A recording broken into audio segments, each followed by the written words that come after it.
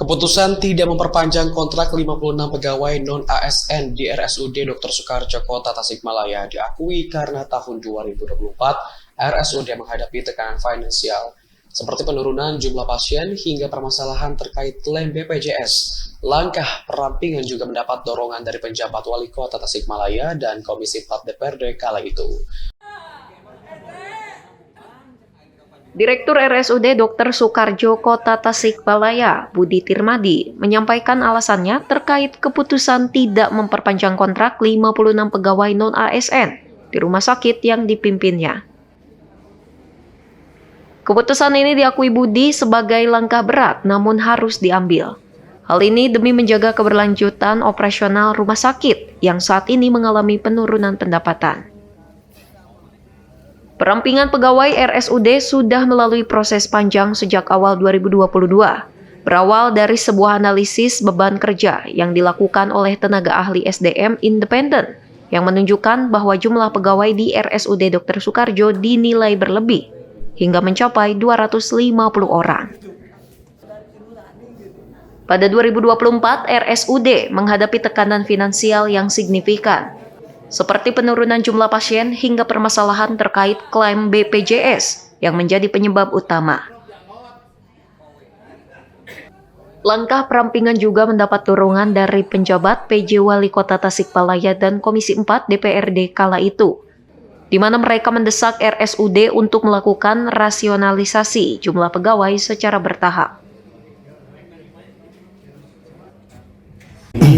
Memang terjadi penurunan pendapatan RSUD dikaitkan dengan memang terjadinya penurunan kunjungan ke RSUD, kemudian juga ada beberapa permasalahan terkait dengan klaim BPJS ya. Sehingga ini yang memunculkan kaitan tadi bahwa diperpanjang ini bisa karena selain pindahan kerja kaitan dengan kebutuhan RSUD. Nah, memang kondisi RSUD saat ini